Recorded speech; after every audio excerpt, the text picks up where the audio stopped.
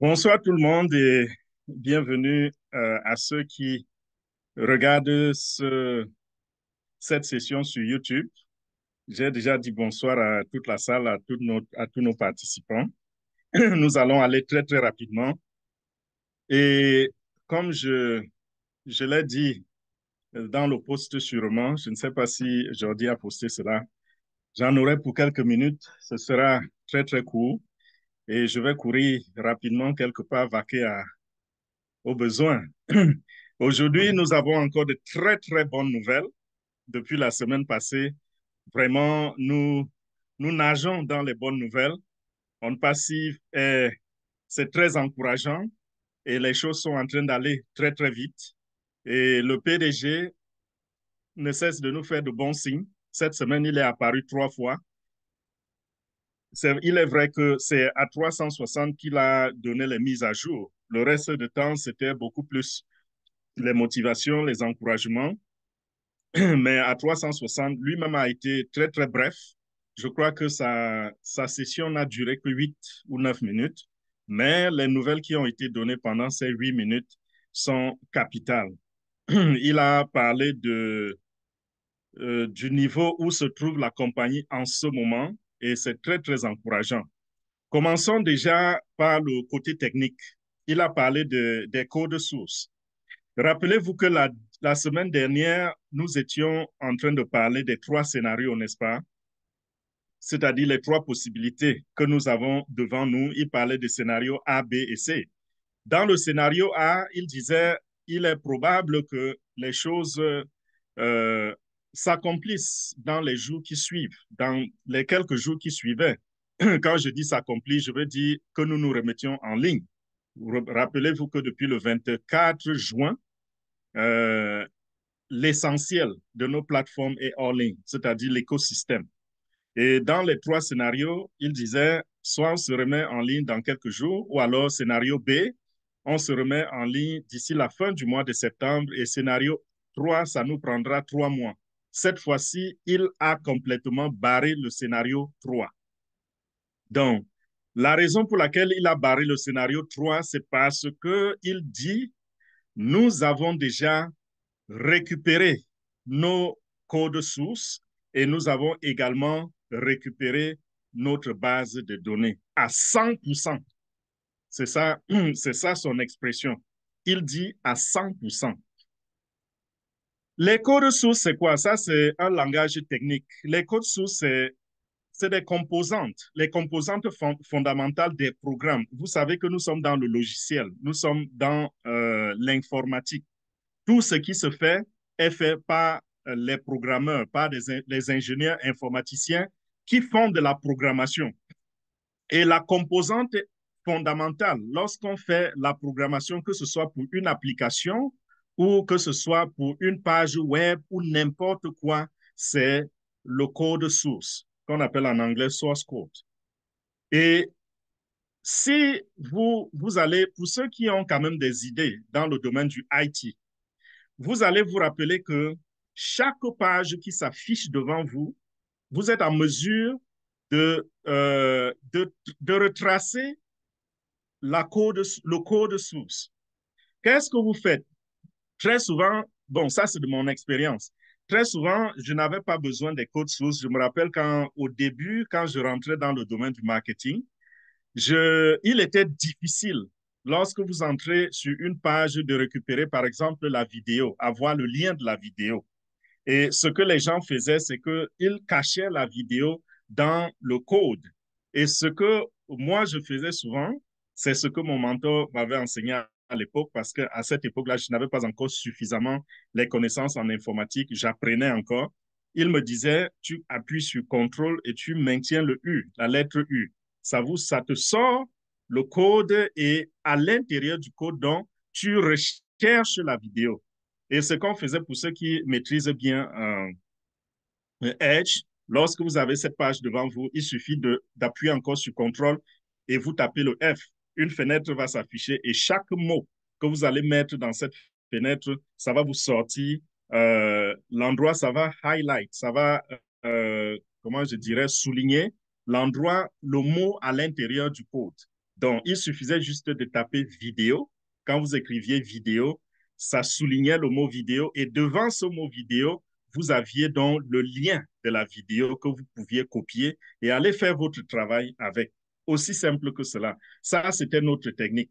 Et j'explique ceci pourquoi. J'explique ceci parce que je voudrais faire comprendre que tout ce que vous pouvez voir sur votre écran d'ordinateur ou de téléphone ou sur votre tablette, tout cela provient d'un code. Le code est construit par les informaticiens.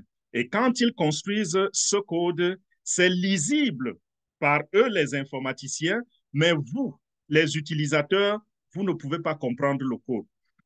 Alors, on rend le code également interprétable par les machines. Donc, l'ordinateur peut prendre dans ce code, l'interpréter et le mettre devant vous sous la forme compréhensible et sous la forme lisible. Et le code source, c'est un peu comme la fondation de chaque application, de chaque page. C'est, on peut appeler ça le centre de gravité même de toute application ou de tout logiciel. Donc, si on n'a pas de code source, on n'a pas d'application. Et chez OnPassive, c'est encore plus puissant parce que dans OnPassive, on traite avec un système qui combine plusieurs autres systèmes. On a parlé de l'écosystème OnPassive, n'est-ce pas? Donc, tout ce que vous avez souvent entendu dire lorsque on fait mention des applications qui seront un peu comme la charpente pour d'autres applications, sachez que tout ceci est basé sur le code source. Si vous n'avez pas un code source, ou alors si dans la programmation, vous n'avez pas mis tous les éléments nécessaires dans votre code source, il ne pourra pas servir à construire une autre application. Avec OnPassive, ayant cette charpente-là, nous pouvons prendre cela comme support et créer plusieurs autres applications. C'est la raison pour laquelle vous allez voir que la plupart des applications de OnPassive pourront s'intégrer les unes dans les autres. Je prends un exemple. Lorsqu'on parlait de OTrim, dans OTrim, vous allez voir que l'application supporte certaines fonctionnalités de OTracker. Vous voyez un peu? Et même dans OML, nous voyons que OML emprunte certains éléments à d'autres applications. Tout cela vient du code source. Donc, si vous avez travaillé tous ces détails dans votre code source, ça vous facilite la tâche dans le futur. Et comme je l'ai dit, je reviens là-dessus. Toutes les entreprises que vous voyez, que ce soit Facebook, Google, n'importe quelle entreprise qui a une page web, lorsque vous êtes sur cette page web, sachez que cette page a son code à lui, a le code qui l'identifie. Les codes peuvent se ressembler, mais chaque code est unique à l'entreprise. OK? Donc, un entrepreneur peut utiliser la même ligne de code sur tel ou tel élément, mais ça ne voudrait pas dire qu'on peut prendre le code source de Facebook et l'afficher simplement sans le modifier et on a eu un autre site web. Non, ça ne se passe pas comme cela. Il faut modifier. Il faut donner à ce code-là d'autres éléments, d'autres codes qui vont permettre à l'ordinateur d'afficher une page complètement différente de ce que Facebook présente à son public. Donc, c'est ça les codes sources. Maintenant, il a parlé de la récupération de la base des données. Ça, c'est également un élément très, très important parce que ça, c'était les deux choses qui nous ont donné du baume au cœur. Code source et récupération de la base des données. Est-ce que vous saviez que la raison pour laquelle certains d'entre nous étaient calmes, c'était simplement parce que nous savons que les ingénieurs de OnPassive sont à la hauteur de la tâche. Sinon, chacun à son niveau qui comprend ce langage aurait pu paniquer. Parce que lorsque nos plateformes sont tombées le 24 juin, c'était un sabotage. C'était fait intentionnellement. Et lorsque le travail de sabotage est fait sur une plateforme, il est fort probable que vous ne puissiez jamais récupérer les codes sources, que vous ne puissiez jamais récupérer la base des données. Qu'est-ce que la base de données contient? La base de données contient, par exemple, vos profils. Donc, il serait impossible de dire, par exemple, qu'il existe quelqu'un qui s'appelle Ahmed Salah, qui est membre, pas simplement affilié, mais premièrement membre fondateur de On Passif et ensuite membre affilié et qui a fait venir des gens à l'intérieur de On Passif et qui a des commissions en suspens. Toutes ces étapes-là font partie de la base des données. Premièrement, il y a le profil. Être en mesure de répertorier le nombre de personnes qui existent dans le système On Passif. Ensuite, maintenant, être en mesure de les identifier, savoir que tel s'appelle X, tel s'appelle Y.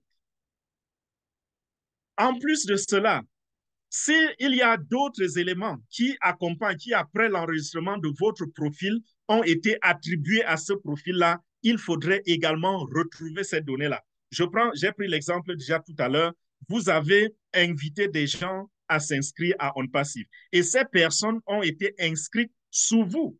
Pourquoi? Parce que demain, lorsque nous allons vendre les produits, je veux dire le reste de notre vie, quand nous allons vendre des produits, vendre des logiciels à On Passif ou même des produits physiques, il faudrait que les commissions nous soient attribuées. C'est la raison pour laquelle ces personnes que nous avons amenées à On Passif sont attachées à notre profil.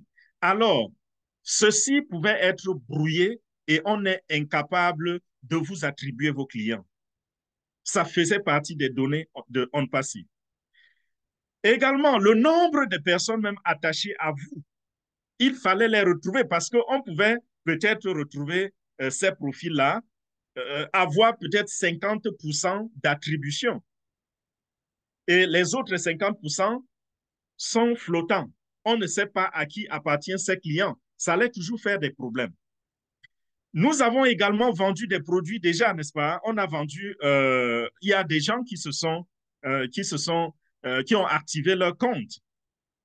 Il fallait bien qu'on ait des données qui témoignent que vous avez réellement activé vos comptes. Sinon, tout le monde, même après avoir récupéré ces profils-là, tout le monde allait se retrouver dans la position où on ne sait pas s'il a activé ou pas. Et on peut vous dire tous, OK, vous allez payer un montant forfaitaire. Et ceux qui auraient déjà activé seront perdants et ceux qui n'auront pas activé seront gagnants, bien sûr. Mais puisque nous avons besoin de la justice, il fallait qu'on retrouve toutes ces données. Je ne peux pas rentrer dans toutes les possibilités, mais sachez que ces données-là, c'est des milliards et des milliards de données que si nous les avions perdues, nous serions en déroute par rapport à certaines choses. Donc, les codes sources et la base des données, c'est l'essentiel même de notre business. Sans ces deux choses, surtout la première, code source, nous n'avons pas de business. Nous sommes foutus. Les codes sources également, j'ai oublié de dire tout à l'heure, c'est une propriété intellectuelle. OK? Quoi que ce soit une propriété intellectuelle, non seulement ces gens, ils ont saboté, c'est-à-dire ils pouvaient détruire complètement ces codes sources et qu'il faille reprendre tout le travail à zéro, ou alors ils pouvaient simplement voler ces codes sources et aller les modifier et les utiliser. Donc, le code qui dit, par exemple, on passif, le code qui permet d'afficher le nom on passif devant vous, on change simplement ce code, ça devient un autre code qui affiche un autre nom. Donc, ils pouvaient revenir demain avec nos biens, c'est-à-dire nos plateformes digitales, mais toutes ces plateformes ont été modifiées et portent désormais leur nom. Vous voyez un peu? Donc, c'est tellement complexe, tellement complexe. Et si nos équipes, nos ingénieurs ont pu, comment je dirais, ils ont pu déceler toute cette complexité et récupérer nos données, récupérer tous nos codes sources, il tient lieu de les féliciter. Il serait important que chacun d'entre nous, vous savez, vous avez passé le temps à prier pour ne pas suivre, sans savoir même quoi précisément demander à Dieu. Ici, nous pouvons penser que nos prières ont été exaucées. Si vous avez mis vos genoux par terre, si vous avez parlé positivement par rapport à un passif, si vous avez eu même des pensées positives, tout cela a contribué à ce résultat que nous connaissons aujourd'hui. Et j'aime ce que le PDG dit. Il dit tout ceci a été récupéré à 100%. Donc, il n'y a rien qui nous échappe. Et présentement, ça veut dire que nous pouvons nous relever, nous pouvons nous relancer dans les affaires et nous retrouver où nous étions supposés être il y a juste quelques mois ou alors il y a même quelques années. Donc, nous n'avons plus besoin des trois scénarios. Nos codes sources, nos bases de données étant récupérées, alors le PDG dit maintenant, il ne reste que deux scénarios. Et on met les deux scénarios ensemble, c'est-à-dire on pense que on peut aller jusqu'à la fin de ce mois de septembre, mais il dit ceci pourrait arriver un peu plus tôt. Si ça arrive, si tout se passe bien, ça va arriver un peu plus tôt. Et il dit la raison pour laquelle on vous demande encore quelques semaines, c'est parce que on a tous ces éléments en main. Il nous reste juste à les restructurer et à rebâtir. Et ça va nous prendre juste quelques semaines et on pourra donc être à nouveau en ligne, être où nous étions déjà ou un peu plus avant de chuter le 24 juin, avant d'être sabotés par les méchants. Waouh, quelle bonne information. Ceci voudrait dire quoi? Ceci voudrait dire d'ici la fin du mois de septembre. Le mois de septembre commence quand? Demain. Donc, un mois. Et nous pourrons recommencer à utiliser Connect. Je veux dire moins d'un mois. Nous pourrons à nouveau utiliser Stream, Mail, Net. Le professeur pourra nous reprendre les classes avec son équipe et nous serons à mesure d'aller à une autre vitesse en ce moment. Et hier soir, quand le PDG parlait hier soir à Omino, c'est vrai, c'était la motivation, mais il y a quelque chose qui a frappé mon attention. Le PDG dit, il est quelqu'un qui est constamment à la maison parce que tout ce que le PDG fait avec la compagnie, il le fait en ligne, n'est-ce pas? Donc, il est en visioconférence tout le temps avec les équipes. Vous savez, nous avons les équipes un peu partout. On a les équipes aux Émirats arabes unis, on a des équipes en Inde, on a des équipes en Afrique. Donc, toutes ces équipes-là, il travaille avec elles, il coordonne tout à travers des réunions, à travers de la visioconférence. Donc, il est constamment à la maison. Il dit la famille le voit beaucoup, même s'ils n'ont pas le temps de causer parce qu'il est toujours au travail. Alors, de temps en temps, il se lève, il marche, il marche, il marche. Mais il y a une fois, il y a quelques mois, lorsqu'il a fini de faire ses quelques pas, il est revenu pour s'asseoir. Il a dit à sa femme, est-ce que tu sais que nous sommes déjà en train d'accomplir le grand rêve? Nous avons déjà pu payer certains affiliés. Rappelez-vous que il y a des gens qui ont été payés lorsqu'on a, vous vous rappelez, quand on a commencé à activer les comptes de Oconnect, et il y a des gens qui ont soumis les demandes de paiement. Il y a une partie qui avait été payée, vous vous souvenez. Il dit, quand il avait annoncé cela à sa femme, c'était la joie, le climat avait complètement changé dans la maison. Sa femme et les enfants étaient tellement joyeux. Il s'est dit, waouh, donc je ne suis pas le seul à penser que je dois changer véritablement les vies de ces personnes. Et qu'est-ce qui attire mon attention dessus? C'est que ça, c'est une famille qui ne manque pas de quoi manger. Monsieur H. Moufare, il a fait ses preuves. Dans le digital, il a pompé des dizaines de millions de dollars dans ses comptes tous les mois à travers tout ce qu'il a fait, marketing, création des applications, tout ce que le PDG a fait. Il est devenu riche grâce à cela. Donc, c'est des gens qui n'ont pas faim. C'est des gens qui sont à l'abri du besoin. Mais son souci, c'est la vision que vous connaissez. Et cela est inculqué dans l'ADN de toute la famille. Donc, c'est toute la famille Moufare qui rêve de vous voir, de nous voir être heureux. Au point qu'il annonce à la maison que quelques personnes ont commencé à toucher les commissions. C'est la fête. Sa femme célèbre. Les enfants sautent dans la maison. Ils sont contents. Comprenez à quel point il y a de l'amour pour nous, pour l'humanité dans cette famille. Et ceci, nous ne devons pas les décevoir. Franchement, lorsque les choses se mettent en marche et que la machine est en train de tourner, que chacun, à un moment, à tout moment dans sa vie, se souvienne que M. H. Moufare n'avait pas seulement pensé à vous, mais avait pensé également à des gens à travers vous.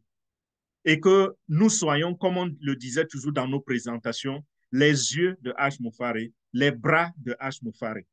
Là où il ne peut pas voir, nous voyons. Et là où il ne peut pas agir, c'est nous qui agirons à sa place. C'est la mère Teresa au masculin et la mère Teresa amplifiée sur l'échelle planétaire, H. Moufare. Et cette mère Teresa-là, nous sommes ses enfants. C'est de cela qu'il s'agit.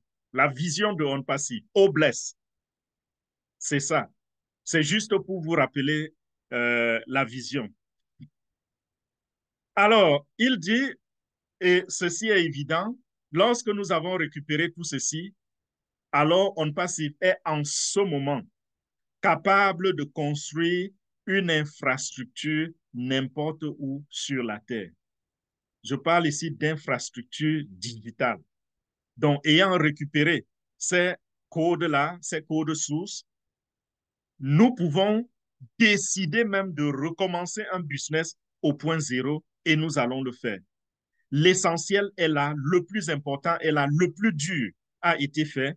Maintenant, c'est sur claquement de doigts qu'on peut créer une application. Nous étions déjà à ce niveau, bien sûr. Malheureusement, on nous a cassé, on nous a brisé.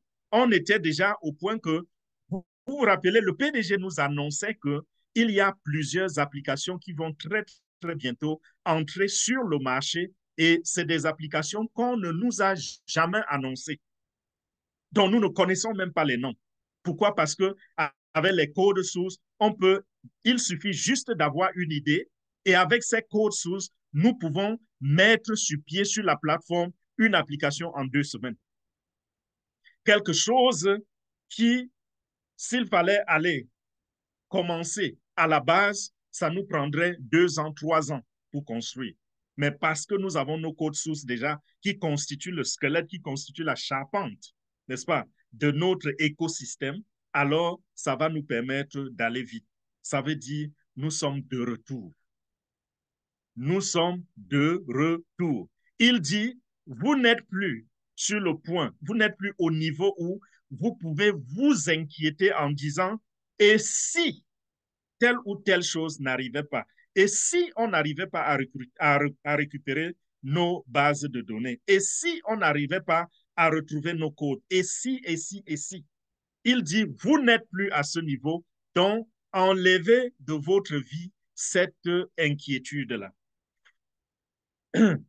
Toute chose est intacte à 100%. Il dit félicitations à l'équipe qui a travaillé d'arrache-pied, l'équipe de l'Inde surtout, pour la récupération de tout ceci. Il dit il y en a parmi eux qui ont travaillé 23 heures sur 24 et qui n'ont utilisé qu'1 heure pour avoir un somme. Regardez un peu à quel point des gens sont en train de se sacrifier pour nous. 24 heures, 23 heures de travail. Il va se coucher, il dort quelques minutes, il revient, il travaille. Ça,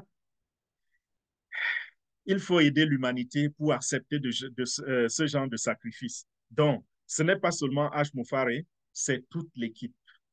Le PDG n'a cessé de les féliciter. Il dit, et ceci se passe depuis 2 à 3 mois.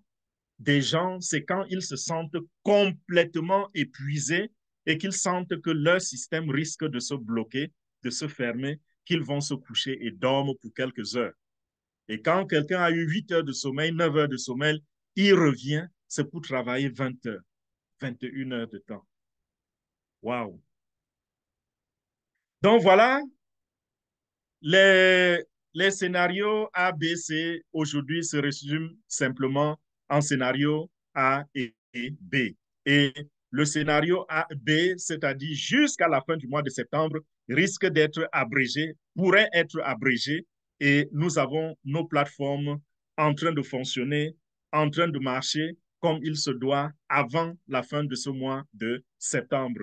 Ceci, il dit, c'est ça va vous apporter une telle joie que lorsque vous allez voir comment la compagnie a été restructurée, quand vous allez découvrir comment la compagnie a été rebâtie, vous n'aurez que, euh, vous n'aurez que de l'excitation dans votre système. Et il a dit, ceci était la bonne nouvelle. Et la mauvaise nouvelle, c'est quoi? La mauvaise nouvelle, c'est que ceux qui nous ont fait ce coup seront exposés à la lumière. Il a dit, les jours arrivent où on va vous éclairer sur ce qui s'est passé et on va vous donner des noms. Donc, ne soyez pas déçus lorsque vous allez voir que certaines têtes ont sauté à on passive. Donc, soyons patients. Nous saurons qui a fait quoi. Peut-être pas qui a fait quoi, mais nous saurons qui a gaffé et qui n'est plus avec nous. Beaucoup d'interrogations, beaucoup de points d'interrogation vont sauter de nos pensées parce que nous aurons une meilleure appréhension de cet incident, de cette catastrophe qu'on a évité de justesse. Donc, les jours arrivent où le PDG reviendra nous expliquer pourquoi telle ou telle personne ne fait plus partie de l'équipe de On Passive. N'allez pas faire des devinettes, retenons simplement notre souffle et lui-même nous révélera les noms. Donc voilà pour ce soir. Je pense que je vais remettre le micro à notre animateur du jour, elle professeur, elle professeur Jordi. Reprenez le micro. Je vais être là pour 2 minutes seulement et je vais devoir m'éclipser. Donc voilà, merci. J'arrête l'enregistrement pour ceux de YouTube.